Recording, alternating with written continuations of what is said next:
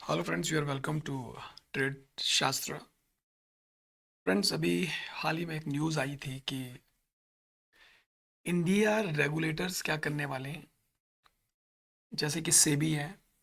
सेबी जो है ये रिटेल इन्वेस्टर्स के रिस्क को कम करने वाला है। और किस में करेगा? ये करेगा एफएनओ में, यानी कि फ्यूचर एंड ऑप्शंस में जो हम लोग ट्रेड करते हैं ये कंट्रोल करने वाला है सेबी। तो रिटेलर्स को नुकसान हो सकता है, ऐसी न्यूज़ आई थी।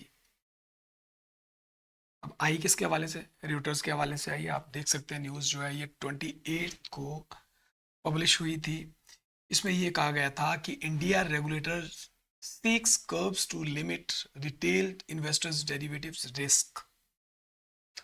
इससे कयास लगाए गए कुछ लोगों के द्वारा मार्केट में कि इंडियाज मार्केट जो है वो एक फास्ट ग्रोइंग मार्केट है और वॉलेटाइल मार्केट है साथ में, ठीक है। सो डेरिवेटिव्स यानी कि एफएनओज जो है, फ्यूचर एंड ऑप्शंस जो हैं, ये बहुत ही रिस्की होते हैं। और ये भी आपको पता है कि एक डाटा और आया था जिसमें कि बताया गया था सेबी के द्वारा, जो डाटा कलेक्ट किया गया था जितने भी ब्रोकर्स हाउस हैं उनमें उनके थ्रू डाटा कलेक्ट किया गया था, जिसमें बताया गया था कि भाई 10 में से हर 9 ट्रेडर्स जो ऑप्शन ट्रेडिंग करते हैं वो लॉस में रहते हैं। बात गलत नहीं, ये बात सही भी है। सो इस न्यूज़ से थोड़ा सा रिटेल ट्रेडर्स घबरा गए, या रिटेल ट्रेडर्स को लग रहा था कि शायद ऑप्शंस में अब बात नहीं बनने वाली है, या ऑप्शंस को जो है वो बैन करने वाली है, या ऑप्शंस में रिटेल ट्रेडर्स पार्टिसिपेशन नहीं कर सकते हैं।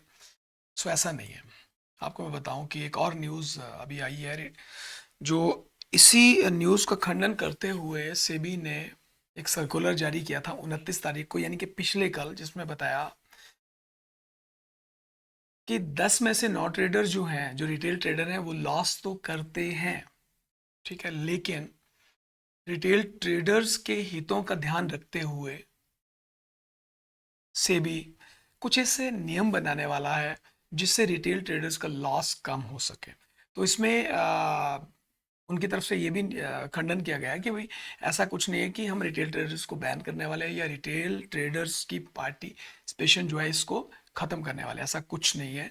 पार्टिसिपेशन रहेगी, लेकिन उससे कुछ ना कुछ रूल रेगुलेशन लेकर आएंगे। जैसा कि आपके पास, आप ट्रेड करने वाले हैं, ऑप्शन ट्रेडिंग में जाने वाले हैं या जा रहे हैं, आपका डीमैट अकाउंट ओपन हुआ, आपने उसमें फंड डालने हैं, लेकिन आपके पास प्रॉपर्टी कितनी है पीछे, आपके पास नेटवर्थ कितनी है, आपकी कमाई कितनी है, ये सारी चीज़ें जो है ये आपके डीमैट अकाउंट से लिंक होगी।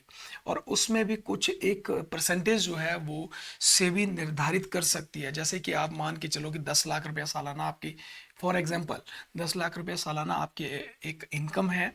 तो आप, और ऑप्शन ट्रेडिंग में आप ट्रेडिंग करना चाहते हैं, ऑप्शन ट्रेडिंग में पैसा इन्वेस्टमेंट करना चाहते हैं, तो उसके लिए क्या हो सकता है कि सेबी कुछ न एक रूल आपके ऊपर इम्प्लीमेंट कर दे, कुछ कैप लगा दे कि आप इसमें से, अगर आपकी 10 लाख की इनकम है तो हो सकता है आप उसमें से 20% या 15% जो है वही आप इन्वेस्टमेंट कर सकते हैं। बाकी आपको पता है लाइफ आपने चलानी है, परिवार चलाना है, घर चलाना है, ठीक है। तो उसके लिए भी तो पैसा चाहिए। सभी सारा का सारा पैसा आप मार्केट में लगा दोगे तो अपने पास क्या बचाओगे? तो इस तरह से हो सकता है सेबी जो है वो इन्वेस्टमेंट कर दे, क्योंकि बाजार की रैली जो है बढ़ रही है। और इस रैली ने बहुत डर बढ़ा दिया है सेबी का भी, क्योंकि जिस तरह से डाटा आ रहा है, तो डाटा में यही दिखाया जा रहा है कि यार 10 में से 9 ट्रेडर लॉस में है, 10 में से 9 ट्रेडर लॉस में है, ठीक है। तो देखिए ये एवीपी के पेज पर भी आप देख सकते हैं, न्यूज़ आ गई है। इसमें सेबी की तरफ से एक सर्कुलर के बारे में बताया है कि ट्रेडिंग पर जो है वो लिमिट लगेगी, लगाम लगेगी, ठीक है।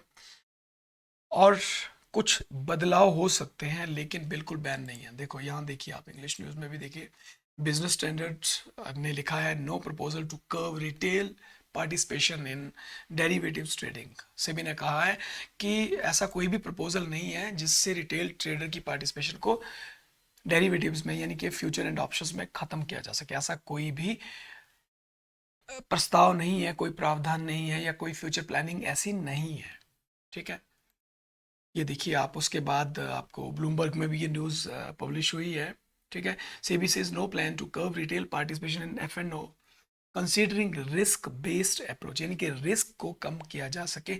इस अप्रोच के द्वारा ही एफ&ओज में आप लोग ट्रेड कर पाएंगे, या हम लोग या रिटेल ट्रेडर जो है ट्रेड कर पाएंगे। तो ये कोई बुरी बात नहीं है, अच्छी बात है। इससे क्या होगा कि जो एकदम से शेयर मार्केट में पैसा डाल देते हैं, ऑप्शंस में घुस जाते हैं, मेरे जैसे ट्रेडर भी हो सकता है ऑप्शंस में घुस जाते होंगे, ठीक है। और शुरुआती दिनों में तो पैसे का नुकसान ही होता है जब तक लर्निंग नहीं है, ठीक है।